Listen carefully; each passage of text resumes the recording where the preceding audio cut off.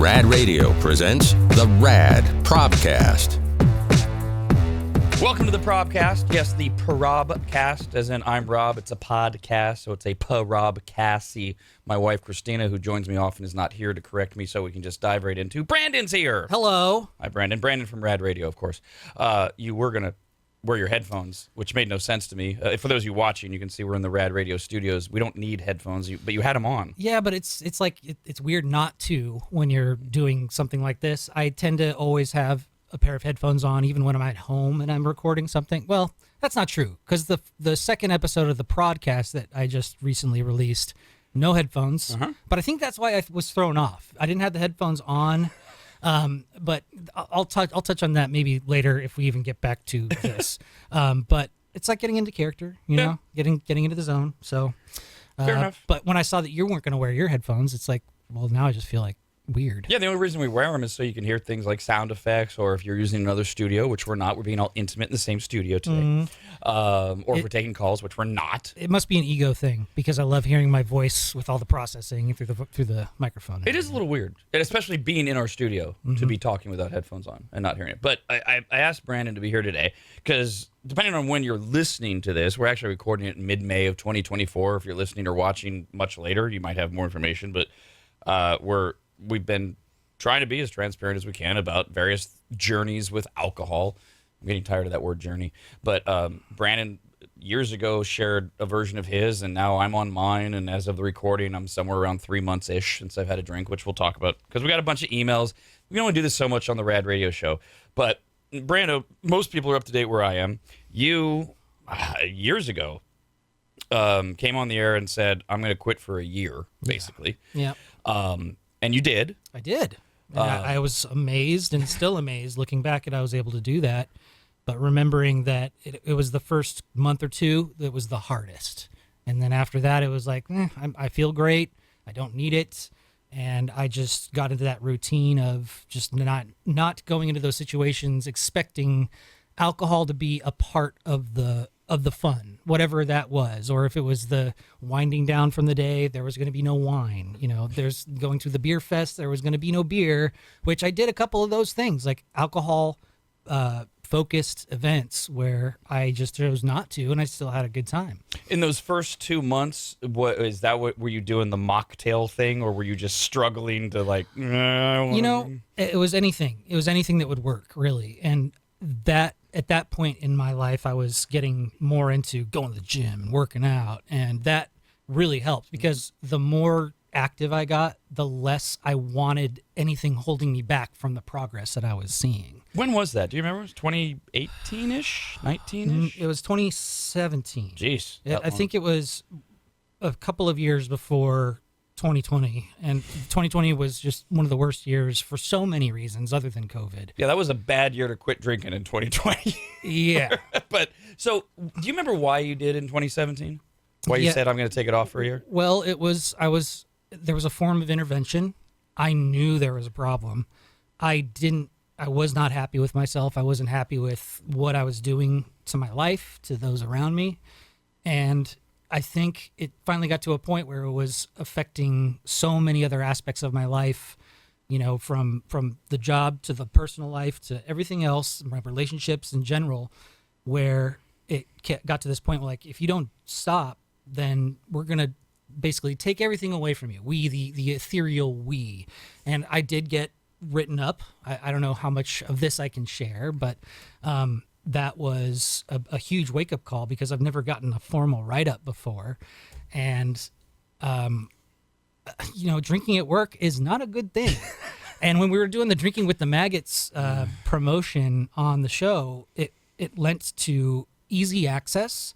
And it was also a culture that we kind of fostered as a whole, that it was okay. And it kind of turned into, and it's so interesting going back and listening to all these classic segments that are playing on Classic Rad on 104.7 FM and 890 AM and on the Rad Radio Show app and radradio.com.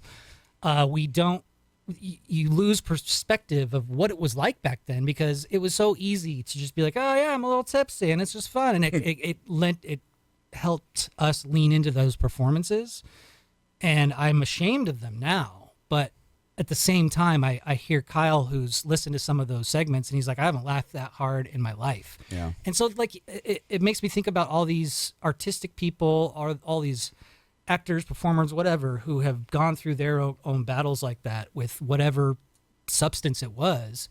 They created magic, and maybe that there was a level of that inhibition release that allowed them to go that far.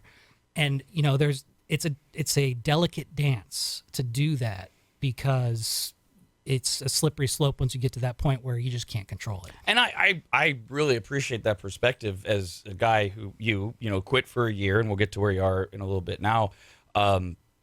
Because there is an element of that, and what it came down to for me most recently was what you just alluded to: dosage. Yep. Look, sorry if it's unpopular to say, but if every now and then, in an artistic way, you need a little help, if you're able to control it, I don't know who I am or anyone else is to say no, you can't do that. Right. And you allude to the epically famous, countless artists, singers, actual artists, you know, painting, those kind of things, writers, performers on all levels, who, whether they openly admitted at the time or not, we find out later. And some couldn't control it. Chris Farley right away comes to mind. Yeah, that was what I was thinking of too. And so there's a place for that whole moderation thing if you're going to go there. But if we fast forward, just to get everybody up to speed on where you're at, because we've shared some of this on the regular Rad Radio show, you did the year, and then I guess, or I gather, you started to dabble again. You came to me like summer of 2023-ish, maybe early fall, I don't remember. And you just said, hey, by the way, I'm just going to quit drinking. Nothing good in my life ever came out of it, or something like that. Pretty damn close, yeah. Okay, whatever. I support you. And we did some on-air like tastings of barrels, and you didn't participate, and because that's why I think you told me. That is why I brought it up. And then I go through various challenges similar to, you know, it was about mid 2022 where I knew I was starting to spiral. And you're so right, you know it. It's a self-awareness that you don't want to admit, right, because shame, guilt, all that stuff. Because, rationalization. Yeah, I can control it. You want to make sure that you want to be the one in control. Yep. And if there's another thing, the bottle, the weed, whatever it is, you can't admit that that's the thing. And it's this was my process anyways, because I'm not going to say journey more than 5 times in this podcast. That one doesn't count, by the way. By the way, it's a pROBcast. I just said prodcast. I was stupid. There was a point there, I don't remember when we're talking about calendar-wise. There were times through that process when I knew I wasn't dosing properly anymore, where I would be making myself a drink and thinking to myself, you're going to kill yourself. Yeah. But you still make it. Yeah. And drink it. Until you get to that point. Now, once I got to the point and we shared it on the air, it was a breeze or an opportunity for you to then share. And I was actually a little surprised, only because it hadn't come up. There was no reason for it. No, I didn't see any issues with you at all. I thought you just weren't drinking. And I didn't care, by the way. I don't care now. But it sounds like you were still dabbling. Last I heard, I think you and your fiance, Nicole, were trying or striving to either drink as little as possible. You've been very honest about hasn't been that easy. I'm just curious, since we're doing this and trying to be as transparent as possible. Yeah. I'm not drinking right now. I've been really honest. I don't know if and when I may drink again. We can dive into that more as well. But where are you right now? So I teeter on this, in this weird limbo of I got this under control. I enjoy it. I can do it every once in a while, to a really scary place where I do feel and tell myself I'm going to die. And it's still? Oh yeah. Oh. And it's because I am a go big or go home type of guy, and it's like once I feel something good, I got to feel it again, and I got to keep feeling it. And that's why I can't do like hard drugs or anything, because as soon as that happens, I know that's going to just be a huge plummet. And so with things like alcohol, where it's a very open and encouraged behavior and available, it's just easily accessible.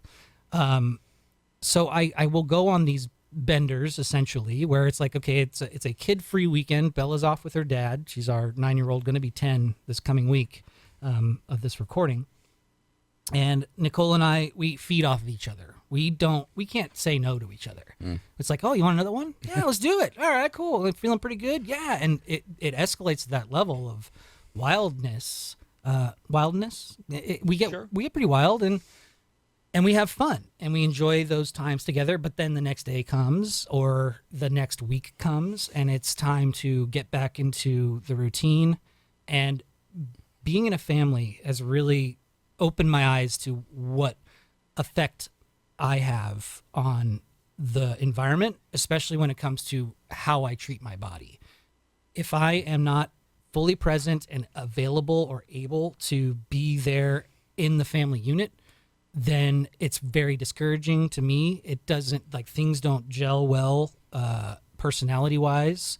I'm very, the typical side effects of alcohol: irritability, fatigue, just not wanting to walk with Bella when I take Walter on a walk, which is one of my favorite things to do, but I don't want to because I just want to put my headphones in and just sulk and, live in the afterglow of the hangover that I'm dealing with. And it gets to these points where Nicole and I will talk to each other and say, let's just stop. We both know that when we take these breaks for months at a time, we feel better, we look better, we're happier as people, as parents, and just functioning way better. And so it's a lot of hills and valleys lately. And I almost, there was a point in the last week where I was going to say, I'm going to come on the pROBcast and I'm going to say, I need help. Oh. Because it got bad. It got bad because I let it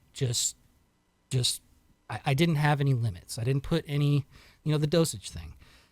And I don't feel that way now. But that's just where my headspace is at in recent history. And I know what I can do. I know what I'm capable of. I know what I need to do. But it's so easy to go, what's one drink going to do? And then it turns into more. And then, a bottle on a Saturday. It's a tough thing. And, we use this app called Reframe. And you pay for the app.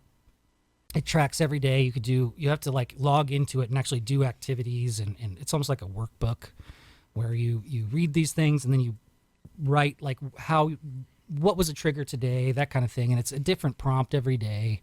And there's meetings on here. So if you need to check in with other people who are struggling and just hear other people's stories, you can it's almost like a Zoom meeting, but it's all through this app.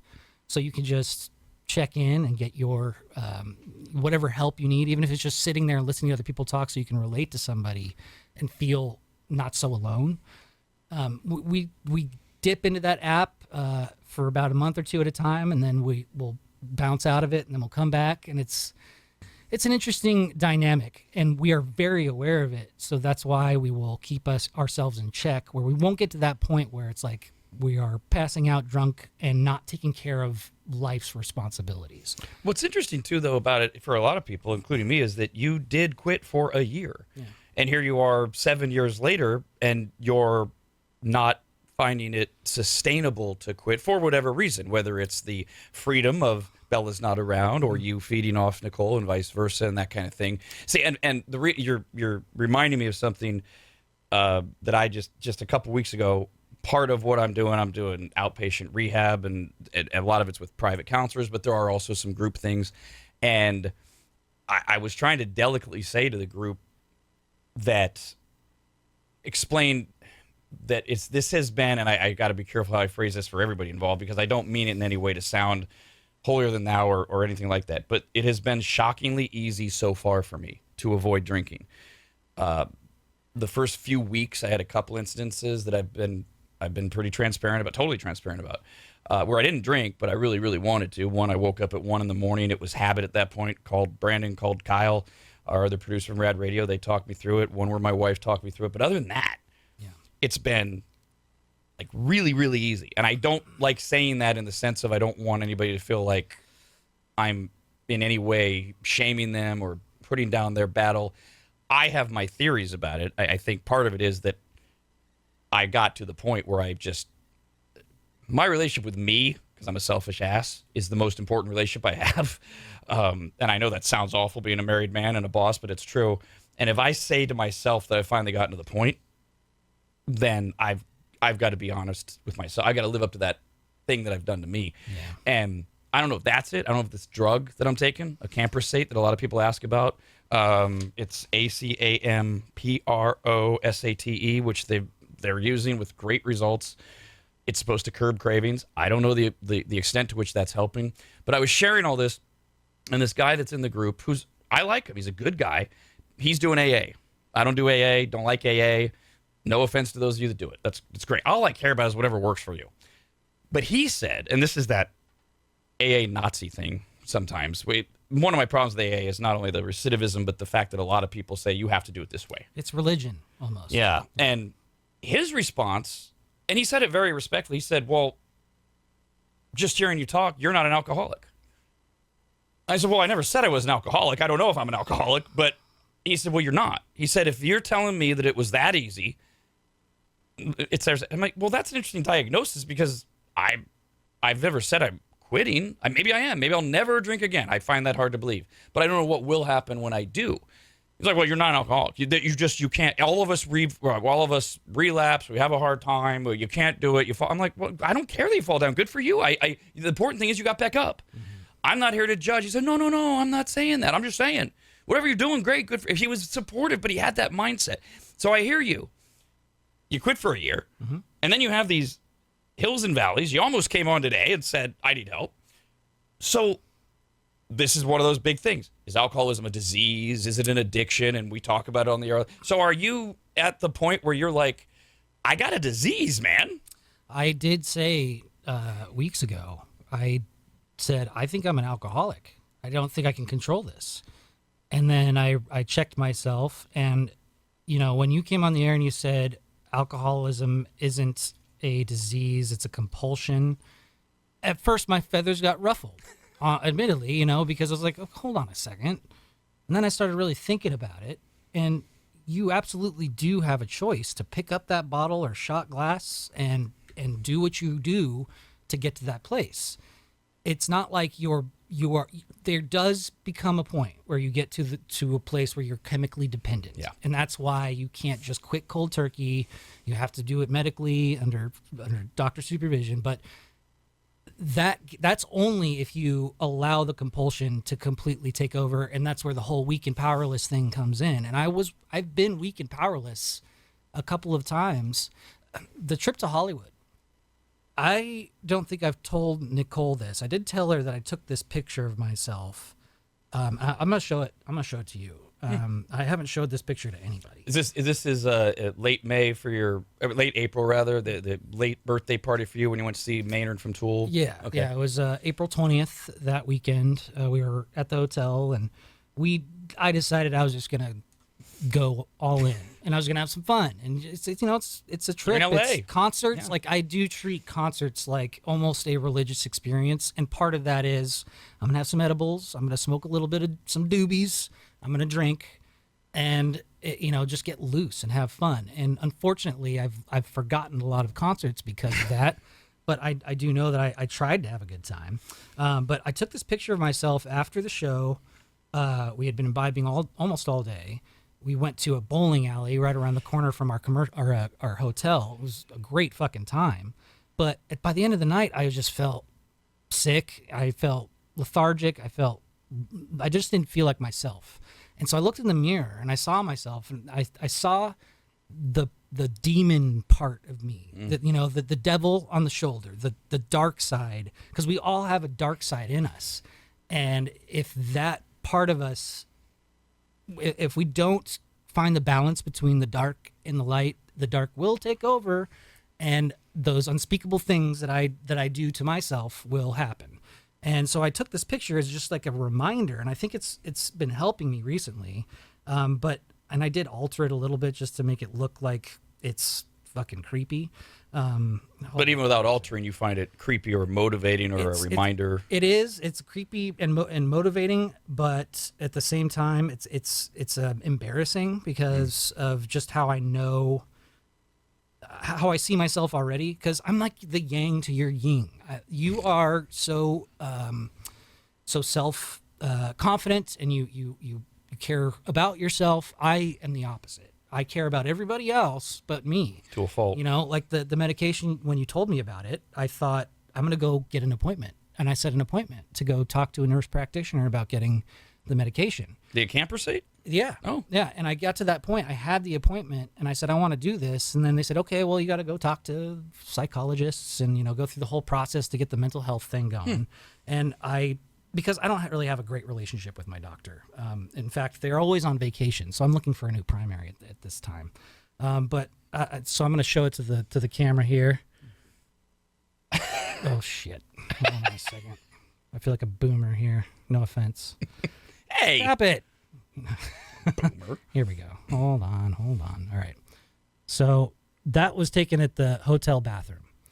And I just darkened it up, turned it red, and, So that it really does remind you, because I can tell I can look through the enhancement and see you look blitzed, man. and I am. And, the dark circles around my eyes and just the That's real? That was me. And I was sad. The dark circles are real? Well, yeah, but it was also a darker room. Jesus. But Yeah, I mean, you look really, rough. really, really cool picture. Like I Make a love great the album cover. Exactly.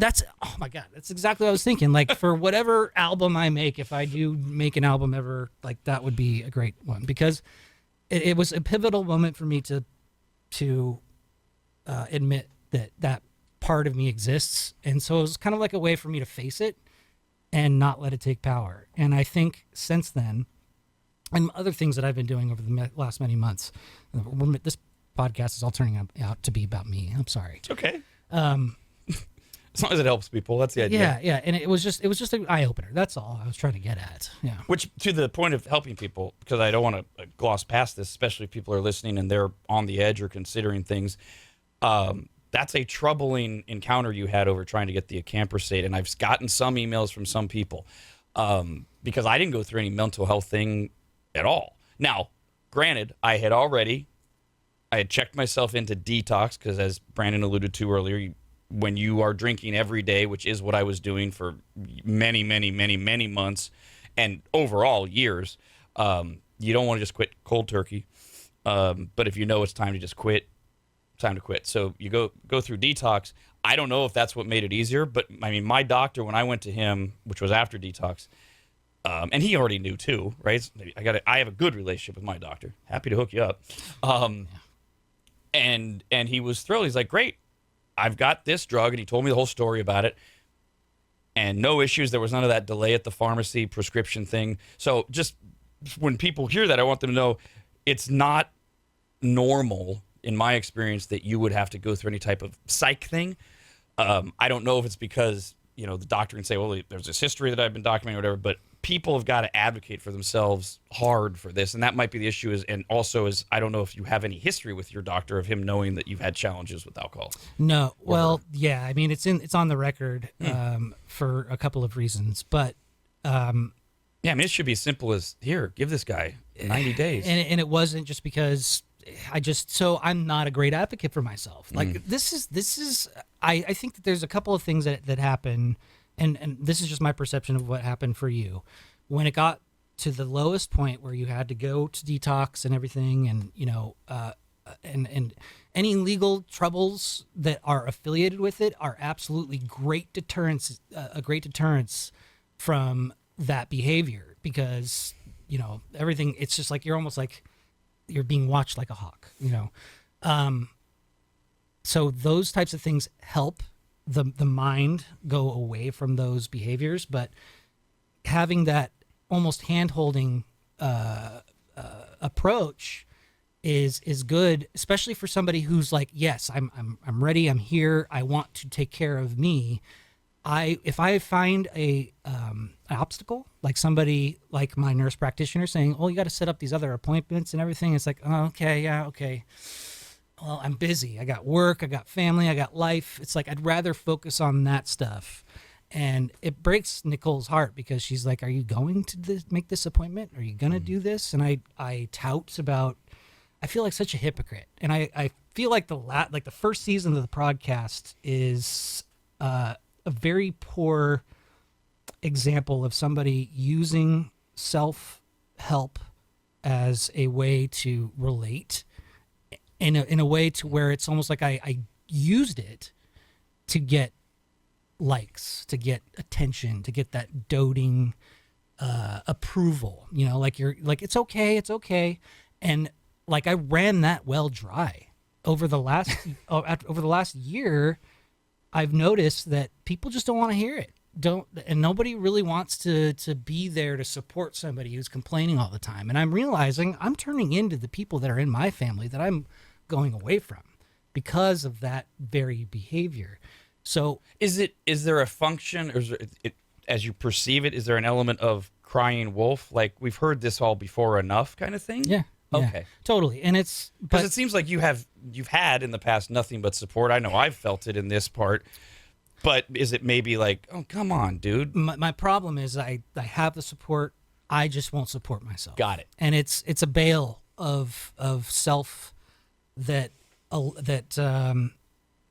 it dulls my shine. Therefore, it dulls the shine around me. You know, it can get really woo woo there. But yeah, this is. I've been kind of dreading this conversation because I know that I'm like right there on the precipice of finding out my motivation. And I felt it over the last couple of weeks, and it's been so inspiring to see your journey through all of this. That doesn't count for me, by the way. That's a Brandon journey. That watching you go through your process and seeing you thrive and seeing you reconnect. I got to tell you, I haven't had this much fun doing what we do since I started. Like, this reminds me of what this just has been a reminder of why I do what I do, and it makes me want to be a better person. And I appreciate your vulnerability because that's something that I've lacked for the last couple of years, because I just hardened myself. It's like, nah, I don't want to worry about it. Just let's deal about other things, you know. Inside Rad Radio stuff here. You've had the chance to run the show and do what I do on a daily basis, and you probably more than anyone can relate when I say that what I've noticed in the last couple months is this is by far the best radio I've ever done. Doesn't mean that I haven't done this well prior, but in terms of keeping all the little things that people don't think about or know, except for you because you've done it, about keeping the show on track, timing, hitting the subjects that you want to hit, keeping everybody in check, and still being funny and letting everybody be funny. It is not lost on me that I'm like, I am at my highest level, which makes the show at its highest level. I mean, I can't deny the fact that I'm the leader, and I've got to take that seriously. There are days, there were plenty of them over the last few years, where I sucked and the show carried me. But if I'm where I need to be, and I know that I have been, it's a different energy, a different level. And yes, this is so much fun. Yeah, to do this. It's that you are shining at a brighter light. Therefore, everybody around you feels that, gravitate towards that, and it absolutely has the chemistry that we have here with everybody that your team that you've built has been able to capitalize on that. And I think that we're all thriving in a way because we want to see you doing better. So we're here to support you, but we also want to make sure that what we're doing is the best that we can do. And, it's been a very big learning experience for me as a person, but also as a teammate, as a friend, as a father.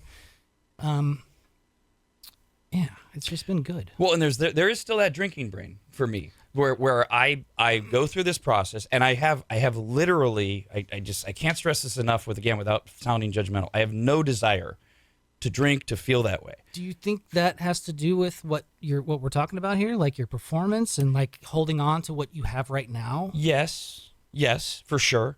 But here comes that drinking brain. I do say to myself, yeah, but once I go through with this process, whatever that looks like, right? Couldn't I still do this and drink a little? I mean, I have a long history of being what we half-jokingly for a long time called being a functioning alcoholic. And I drank most nights, but I knew to stop at 2 or 3. And I was doing some of that great radio that I'm alluding to. Oh, yeah. I was doing it then. Can't discount that I'm older or whatever damage maybe I've done to myself over 30 plus years of being a regular drinker. But there is still that thought. And who knows when that'll rear its head, if it ever will. But there's a few things I made notes as you were talking that I wanted to circle back to. Like, for example, the the legal deterrent, whether it's because there's all sorts of different things, whatever state you wind up in, the whether you're having to check in, whether you're having to blow to start your car, wear an ankle monitor, I would say, yes, those are great deterrents. But when I sit in some of these groups and I hear people much younger than me who are on their 10th DUI, I think, my God, I don't ever want to go through this ever again on any level. Yep. You found a way. And I think part of it is what you mentioned earlier and what was mentioned on the Rad Radio show by Dawn, who she had a very interesting observation as somebody who she did, what is it? She did every drug known to man except heroin. That's what where she draws the line. Or more meth. Or anything with a needle. Yeah, right? That's when needle. That's when right. you're a sicko. Yeah. To Dawn. But she had the observation of, everybody says things like meth are the hardest thing to get off of. But with alcohol, it's everywhere. Yeah, and it's encouraged. And it's legal. Yeah. It's everywhere, it's encouraged, and it's legal. Right now, right? I could whip out my phone while we're doing this, and in less than 30 minutes, I could have alcohol here. Yep. And it's legal, and I don't have to call a guy. I don't have to worry about, is that undercover cop going to show up? That's how easy it is. You brought up going out. Yeah. Just going out to dinner, going out drinking, things like that. And I have forced myself to do that on a number of occasions. It's been great. No problem. I will tell you, though, just as an offshoot, just occurred to me. One of the things that I've really had to quickly adjust to, I don't like watching people change their behaviors because of me. Yeah. Like everything from, like my wife and I very early on, she said, do you want me to stop drinking? I said, no. My problem does not mean that you don't get to unwind. Because the big joke at my house is, my wife, we wonder, and there's no way to measure this because she drinks vodka soda. We legitimately wonder, does she drink more alcohol than she throws away? Because she's a nurser. Yep. And the drinks get watered down. My job at home has always been keep the drink iced because otherwise it's going to water down and she's going to throw it out. So for me, it's like she can spend 5 hours drinking. She actually has a drink and a half. Right. Why should I tell her, yeah, I can't be around alcohol to not have fun? So we established that early on. But then I go out to business lunches with people that in the past, even though I wouldn't drink, because at noon, I don't need a drink. I got a full day of working. They knew I was a drinker. They had no problem having a drink. Now they don't have a drink. Yeah. They don't say anything, but I'm like, And I've been out with some friends, and I'm like, you would usually have a drink here. I'm not going to say anything, but I know why you're not. That bugs me. Yeah, it brings down the room. It does, because it makes their personality change. Therefore, the dynamic amongst everyone changes. And I feel the same way. I don't want somebody to not do something that they enjoy or whatever, if it's a social crutch, whatever it is, I don't care. But it does really deaden the vibe. And you said a really important word somewhere in there too, support. Yeah. You got to have a support system. And it doesn't have to be, look, when I gave into all this, I just gave in to it entirely, but I still hated, and I'm not a big fan of when I do have to do group things. It's just not me. That's why AA is one of the many things why it's not my thing. I don't need to be sharing in front of a bunch of strangers. I get a little bit out of that off and on. I'm doing it because it's part of the program that I chose. Fine.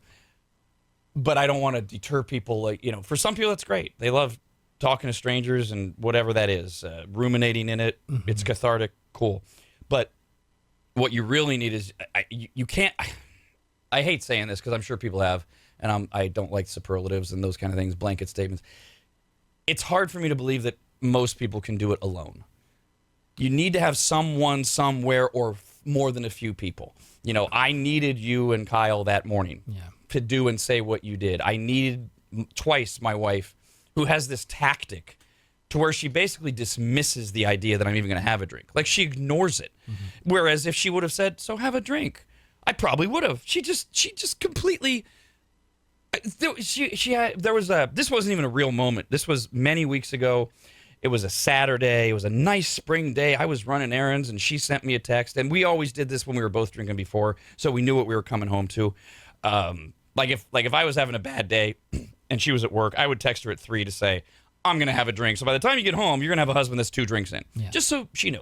So she let me know, hey, babe, just so you know, I'm taking today off. I'm going to have a drink.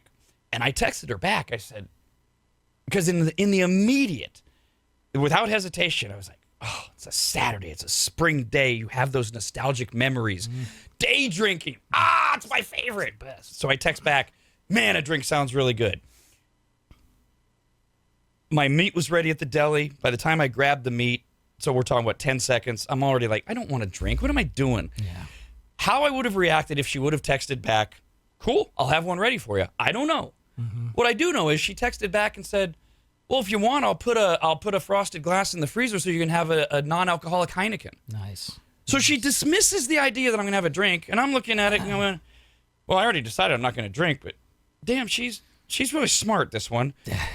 That's a really interesting thing that you picked up on, because Nicole will do the same thing. Because I'll be like, oh, Jameson, let's have some tonight. I'm just having a shit day, messed up, whatever, I beat myself up. So it's like, I just need to medicate. And she'll be like, no, let's actually have a Sprite and soda or something, Sprite or and lime. Or my big thing now is cherry juice and Starry, which I know tastes like Ice Spice's vagina. Just Google it or don't. I don't know. It's something that came up on the show. Do not Google Ice Spice's vagina. Oh. Do you think the bush is like her hair? Oh, like, God. I'm more concerned about the roast beef lips in my vision of it. But, that's my go-to drink, and I can drink so many of those, and it's just a comfort thing. And you get your sugar that you need. Yeah, and Nicole is so great about, just deterrence, but at the same time, she's the one who's like, let's have a Jameson, And so right. This isn't a commercial for Jameson. It's just whiskey's our choice. But that support is paramount. And I think the only way you could do it if you were alone is if you were to go out in nature on like a walkabout. Is that what they call them out there? And if you were to do something like that where you're just stuck in nature with no other choice but to survive off of water and all your resources out there, like that sounds so appealing to me, because I would be able to strip myself from everything around me, all my responsibilities. My responsibility in that case, for whatever time frame that is, would be to survive. And in the comfort of our homes and our workplaces, it's easy to just be like, fuck it, I'm just gonna go drink, poison myself, feel good for the immediate, but then the next day hate myself.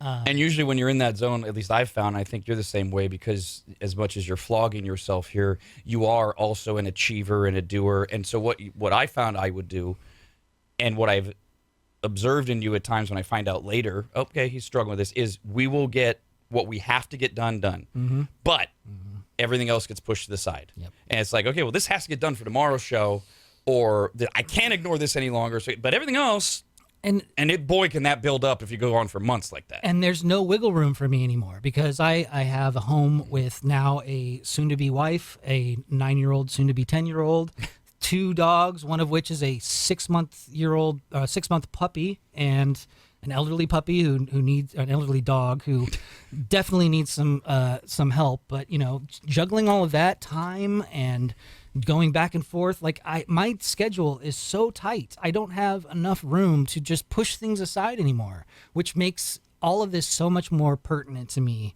to figure it out. And frustrating, I'm guessing. Oh my God. And because I normally thrive, I normally figure these things out so easily, but with age and with the facing mortality and facing the responsibilities that you just keep pushing off, I'm 38 years old. And facing mortality at 38. My mortality, quote, is my financial house. I need to clean that house up, because I have not done it since I started working. I just haven't made that a priority. I've given all the priority to everything else but me, and now it's time for me to do that. And Nicole and you and Kyle and Dawn have all been the biggest supporters in that, and I don't want to let anybody down, but I really don't want to let myself down. And I do want to say that I do have one regret, that when you were in your darker periods, and I didn't realize that I had the power to do this until Kyle called me and asked me straight up. He said, what the fuck is going on with you? Because I was... You, Brandon, or me, Rob? Me, because I was backing away. I couldn't handle it. I can't even, is what I was going through. As a result of my behavior. Yeah. and I didn't want to, but I felt like that was like my only escape hatch, was to just be like, I just needed to stop. I just couldn't anymore.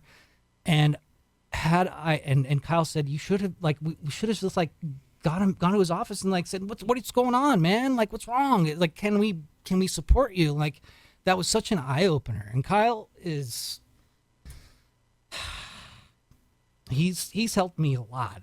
And, that's one of my regrets, is that I didn't do something like that. And I've lifted Kyle up on such a high pedestal because he's a man that you want in your corner, because he'll look after you and he'll show you the way, but he'll keep it to you straight, and so that's like one of my only regrets that I have. Well, it's interesting because it's hard to imagine, depending on what day you did it, what the result of it would have been. And there's no guarantee. And that's where my head was at that time. To make things worse. And that's exactly what I told him. Like I said, well, you just don't. Some people just don't want to hear it. And now, I look back and I go, well, what if I did? Like, what if you heard it? What if I had the right thing to say at that time?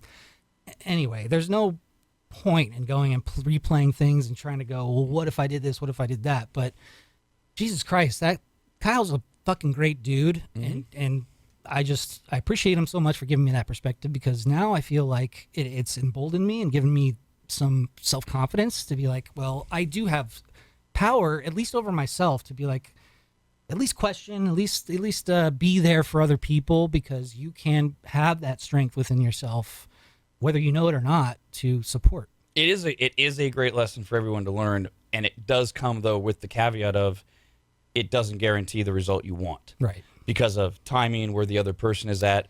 Right. I got that speech twice that I remember from my wife. That was months before I finally said, all right, I'm going to detox. And this is a great time, because I promised people I'd read a few emails, and they sent them in, and Benjamin wrote in. He said, Rob, you made a comment recently that you aren't a numbers guy when it comes to knowing how many days it's been since you last had a drink. I was wondering if you could expand on that, and also the thinking of not setting a timeline or deadline on how long you'll not drink, etc. Not a judgment at all, just a huge curiosity. So that kind of leads to this thing of the numbers thing. I don't know the date. I don't know when I last had a drink. I know you kind of, if you threw a dart at the calendar, I'm calling it March 1st. My wife says it was before that. Whatever. I don't know. What I mean by that is it doesn't work for me. And we all need to know what does work for you. Like, here's an example. I see people constantly who they decide they're going to change everything at once. And I've learned this about myself through experience. That's the instant step towards failure. Mm-hmm. If I were to say, I'm not going to drink, I'm going to exercise more, I'm going to eat better, and I'm going to clean up every room in the house, I would be a failure halfway through that first day, and I'd be drinking again. Mm-hmm. All I can do is I can focus myopically on one thing and do it better than anybody does. That's kind of how I'm built. So take that example and throw it over to this numbers thing. I believe this is why 90+% of people fail at New Year's resolutions. I don't understand this idea of I'm going to wake up on January 1st and I'm going to suddenly not engage in this behavior, a behavior that most of us on December 31st over-imbibe in. Yeah. Eating, smoking, drinking, whatever. We go nuts on December 31st and we think magically everything's going to change on January 1st. So I go through this process over 6 months, late 2023 into 2024. I've gotten the speech from my wife. I know I'm just spiraling. Thursday afternoon, it finally hits me. I literally go, I can't do this anymore. Yep. Thursday afternoon in February. And I text Gary, Dawn's husband, and I text my wife, and I say, I'm done. Come get me. Mm-hmm. They showed up. They did. There was nothing that caused that. There wasn't an incident. There wasn't a moment. There wasn't a spilled glass or anything broken or any. I just was sitting there. I remember it. I was on my sofa, and I just plopped my head down and went, that's it. I give up. So this numbers thing, for me, it doesn't work. It took watching myself, trying to hold it together, listening to my wife, saying things that you never want to hear, like, you're not the man I married. God, what a dagger to the heart, but it wasn't enough to get me to stop. So, to your point, yes, you should never be afraid to approach somebody. Whatever your relationship is, if you think they need you, great, they might not take you up on it. Right. And to Benjamin's question, it's the same thing with this whole looking forward thing. Because for me, if I when I see these people that say, okay, I'm going to quit. And by the way, first of all, those of you that call or write in, you say, I've been sober for 90 days, 6 years. God, that's amazing. It's fantastic. Please don't feel for 1 minute that I'm dismissing you. I'm not. It is incredible. It's just not the way I work. And it's the same with the whole, I'm not going to drink until this date. Like, I'm going to go a whole year. Well, to me, you know what that is? That's like this false deadline that I'm going to constantly tell myself I'm not going to drink until that deadline, and then I'm going to go insane. I'm going to go nuts. I don't know. It's just not how my brain works. I'm glad it works for a lot of you. If I'm being honest with myself, because I've thought about this, I don't know if or when I may drink again. It doesn't appeal to me at all. I don't want to feel that way. I don't want to find out, risk it. Things I think about looking forward. We have a summer vacation around 4th of July every year. We're not traveling. Will I allow myself to go, I don't have to work for 2 weeks. Let's see what happens. Right now, I think that's ridiculous. As we record this, that's 6 weeks away. Can't imagine. I do think I don't know if I'll get all the way to this point, but I do have a calendar moment of wondering if I'll have had a drink by then, if I'll have tried it. Because I do wonder, will I have a drink and go, ugh. Yeah. Because I love the taste of alcohol. Yeah. Or will I love the taste and go, oh, this feeling sucks. Yeah. Or probably the worst scenario, oh, this feels so good. And then it's, can I control dosage, right? These are all the questions. So the date in my mind is what would happen, what will happen come the second weekend of November. Because my wife and I are going to Las Vegas to see Billy Joel. Yeah. And, oh, by the way, that's the weekend after the election.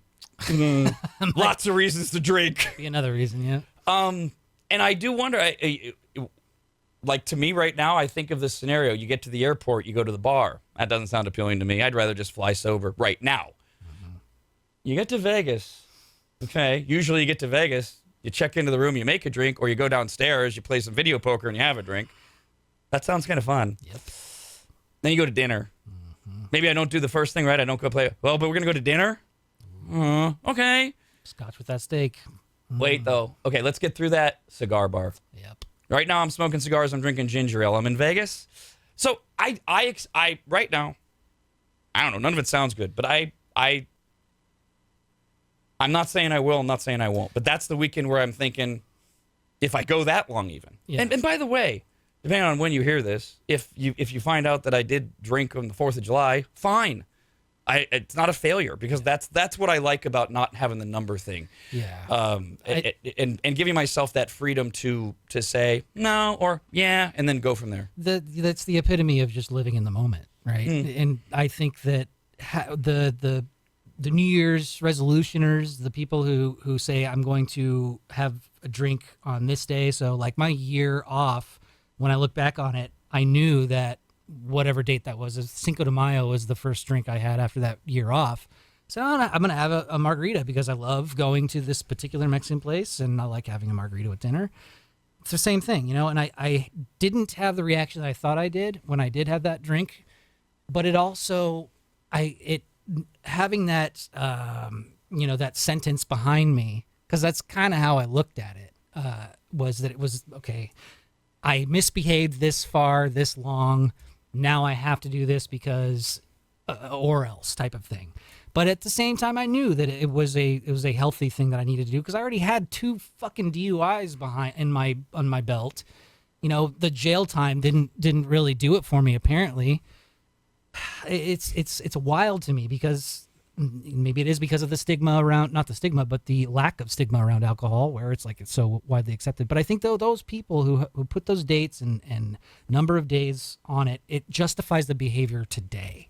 So it's like I can have a drink right now because I'm going to be fine down the road because I'm going to get it all figured out by then. That date is going to allow me to not be that person right now. So I can just do what I want to do right now. And that's why I always laugh about people who are like, oh yeah, on Monday, I'm going to start that diet. Or, it's why not today? Exactly. And I think you're absolutely spot on by being present, living in the moment. and just doing what feels right now because you know that that's the right thing to do. Here's another email came in from Adam. Says, Rob, I'm curious if you feel any different, if you've noticed anything that has changed in you since you've stopped drinking. I've known you on the radio for a lot of years, and I know you've always drank. Is there any significant changes in you since you've stopped? I hope everything's going amazing for you. And he wrote this almost a month ago from the time we're recording this in mid-May 2024. I didn't want to give the knee-jerk reaction because honestly, a month ago when that came in, my answer was no, not really, because it can take many, many months for your body to recalibrate your brain, the chemicals. And I was so in mid-April, back to the numbers thing, I was about 6 weeks in and didn't desire to drink, but I was still last week there was a morning I woke up and I felt hungover. I'm like, why the hell am I not drinking if I'm going to wake up and feel this way? My initial reaction, not really, because there wasn't consistency. But the actual answer after I gave it some thought was a couple things do stand out. Yeah, you Brandon mentioned like energy and things like that. That does ebb and flow, though, I have found. Oh, yeah. Being sober, it's like there's times where you're like, oh, you've got so much, but there are other times where, and who knows, it might be related to diet changes or life, God forbid. Exactly. Yeah. Where I'm down or I don't have the energy. So, yeah, I notice it. It's there.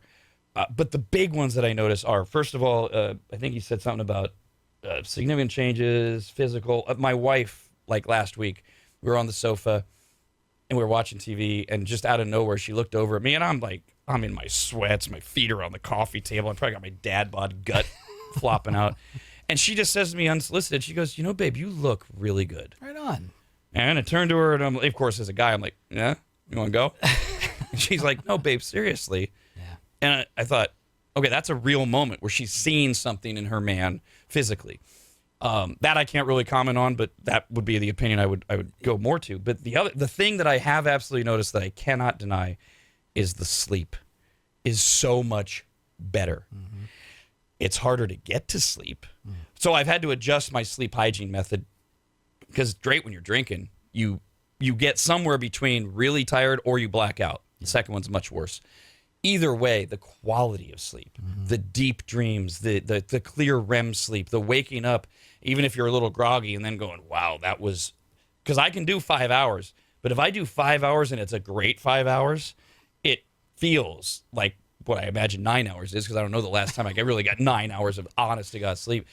Those are the big ones that I've really noticed. And I think the obvious thing that we already talked about of your clear-mindedness and ability to tackle things and not be afraid of things and getting things done. Yeah.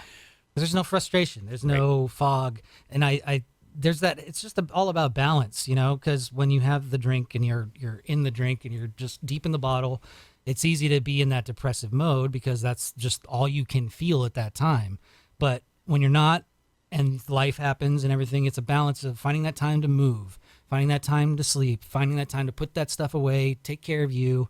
And that's the thing that I'm struggling with the most at this time. But I feel like I'm getting there, because yesterday I did a shit ton of yard work to prepare for this 10-year-old birthday party that's happening this weekend and moved my body more than I have in weeks. And I had the best night's sleep. And I woke up feeling great. It's a healthy balance of all the things. Moderation with everything is going to help us all thrive. And that's where people will say, especially people that are completely clean, sober, and may or may not have a predisposition to you should have done it my way thing, is like, well, if you're saying all that, Brandon, then why are you still occasionally drinking? Why would you let yourself feel that way again? But to me, that goes back to what we keep alluding to. Dosage, moderation, if you're capable. Yep. And I don't know. I mean, for me, this is, again, back to drinker's brain. I'm like, I was capable for 30 years. Yeah. Okay, I lost my mind in the middle of 2022, and it took me a year and a half to pull my head out of my ass. Mm-hmm. And the reasons for it there are many. We'd gone through 2020 and 2021. That's just all of us, right? And they're personal. Personal things. We've alluded to, through this process, I've not alluded to, we've mentioned my mom went through a cancer fight. All of them, by the way, excuses, but they're also explanatory as well. There is a part of my brain that says, why can't you just go back to being the guy? By the way, Rob, you don't have to drink 7 days a week. You could do 2 or 4. But then we find out, can you? Exactly. Yeah. I don't know. 2 turns to 4, turns to weeks, turns to months, and it's a terrible cycle. It is, because the way I envision it is you have that that really good first day. You have 2 drinks. And you wake up the next day and you go, I feel great. Wow, I was able to do it. I guess I'm going to do that again today. And then the next day, and then the next day, and yes, then it spirals. So I have no idea where this is headed. I just know where I'm at right now. And that brings us back to this camprosate drug. Because my doctor and I have already talked about it. You start with a 90-day dose. And then you decide from there, and I've got another month or so to where we'll meet again and decide, now what? Do you go off of it? But you're going to have some. And you go off of it for a few days, and you go, am I craving it more? Because that's what this drug is supposed to do. It goes after your cravings, your compulsions. Do I suddenly notice this desire to drink more? And if I do I give into it? Or do I say, all right, I'm going to go back to the drug kind of thing? Or do I just stay on it? There's like no known side effects. I say that with a giant asterisk because who knows? We might find out later when I'm growing a 3rd arm in 10 years that, oh, that was the thing we didn't tell you about. Although I could use a 3rd arm. That's not a bad idea. It's so, and then there's what I did find out though. I didn't even realize this. I'm not even taking the full dose. Really? I'm supposed to take it 3 times a day. I only take it twice a day. And it's not, I didn't intentionally do this to myself. It's because I only eat for sure in the morning when I get up and dinner. The rest of the day I'm noshing and I'm busy and I'm moving. I don't think about pills. I take pills in the morning, vitamins, mainly supplements, allergy stuff. And in the evening, same thing. I just realized like a couple weeks ago, I'm not even taking the full dose. Haven't talked to my doctor about that yet. So to whatever extent I do or don't stay on that, that'll all be part of this process because again, I have no interest in drinking. So why screw with what works? Yeah. I don't know. I'm literally having a doctor's appointment with myself and you right now. Yeah, no, I'm kind of doing the same thing. Are there any withdrawal symptoms from this medication? Like going off of it? Yeah. As far as I know, there aren't, other than the possibility that your brain... You might start craving. Yeah. We'll start craving. So I have been trying this mood stabilizer journey out, and it started out fine, but because of the way that these drugs are designed, you have to try them out, allow them to build up into your system, and then, oh, wait, let's see how it goes for another 4 to 6 weeks, then let's check in.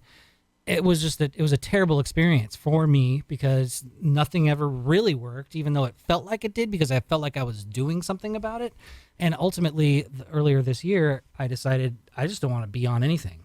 And the withdrawal symptoms from those were horrible, which I think contributed to that deep, dark, sinister person that I saw in the mirror in Hollywood that weekend because I couldn't get control, and those withdrawal symptoms were so awful that the only thing that I could think of that would be better was to medicate.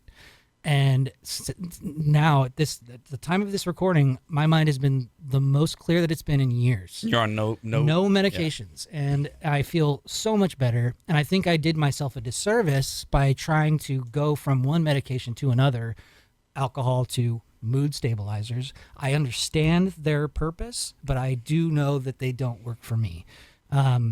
So I do attribute some of that to why I decided to go back to those compulsions, because I knew that those worked to get me to feel a little bit normal. But then it just got carried away, and the whole cycle started over again. There's another point on the advocating for yourself and knowing what does or doesn't work for you too. And this is why I love having the relationship I do with my doctor, whether he knows, he does know I'm not good with most drugs, or whether he just didn't even want to bring it up, because most medical professionals are going to want you to have access to Valium or those kind of things as you're going through the process. And I don't at all whatsoever.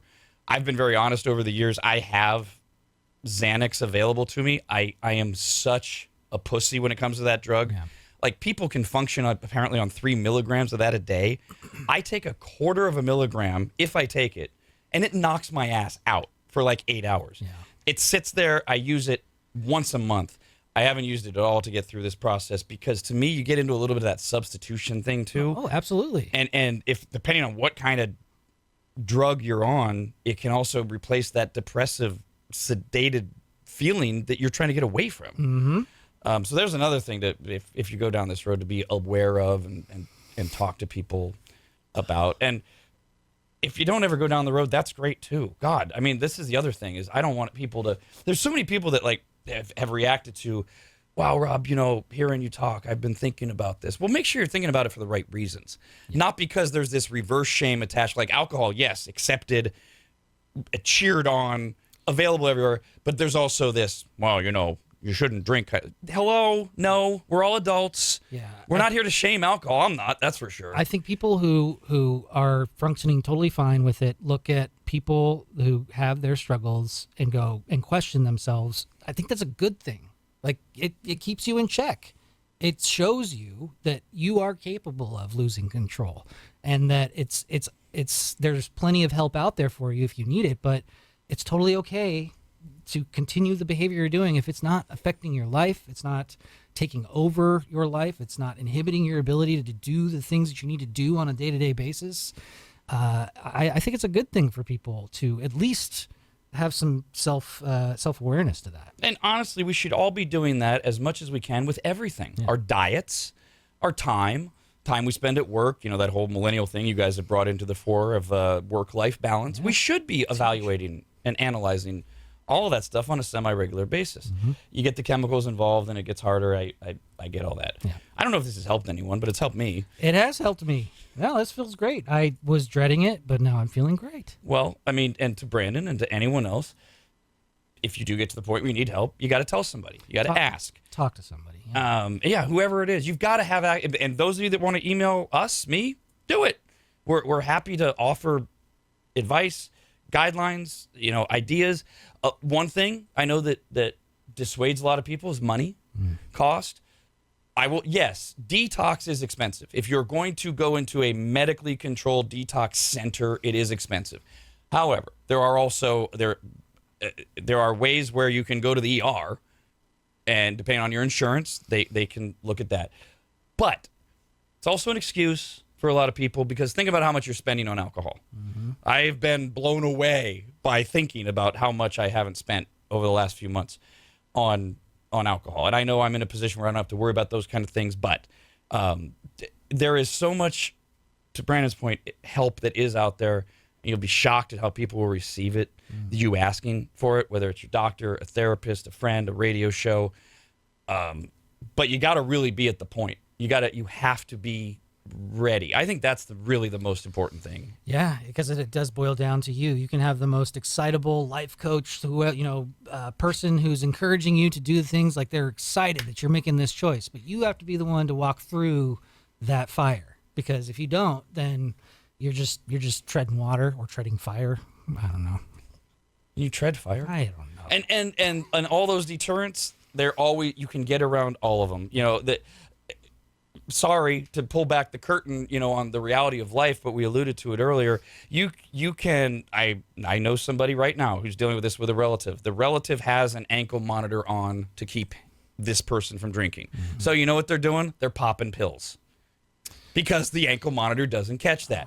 You can have the breath ignition thing in your car. Mm-hmm. Oh, you know what people do? They have friends blowing it. Yeah, $5 blowing it. Or they pay somebody, a stranger. That's exactly right. That's not me. I don't have that. I don't have any experience. I know people, or I hear it in group, things like that. It ultimately comes down to whether or not you want to do it, or you're doing it to get around the system until the system says go nuts, and then you go nuts again, and you hope not to get caught, kind of thing. It is about whether or not you want to change. And if you want to live, because that, sure. I don't want to be I want to be the finger wagging mom here, but if you don't do this, you're not going to be around very much longer. And you know what? If you're okay with that, just do it in a way that doesn't hurt anybody else, I guess. Yeah, exactly. I don't know what else to say to somebody that's honestly, that is what you say to somebody that's in that position. Because if, again, you would have walked in the office like you're regretting, if you would have done it on the wrong day at the wrong time, I would have been like, get the fuck out of here. What are you talking about? Exactly. Asshole. Yeah. And who knows how bad that could have gone. Yeah. Instead, it's like, hey, everything okay? I'm here for it. Good, cool, thanks. It goes in the back of your head. Yeah. And then when you're ready, you pull out the phone and you text your best friend, you text your wife, you call your producers, your staff, the people that need you, and they all rally around you. Because all you care about, ultimately, all they care about is, yay, it's finally happened. Yeah. All right. Thank you, Brandon, for doing this. Thank you, Rob. And thank you all for joining us on the pROBcast. The RADTV. Did you enjoy this episode of the RADTV? Send an email to rad@radradio.com. A new episode of the pROBcast premieres anytime Rob feels like doing one.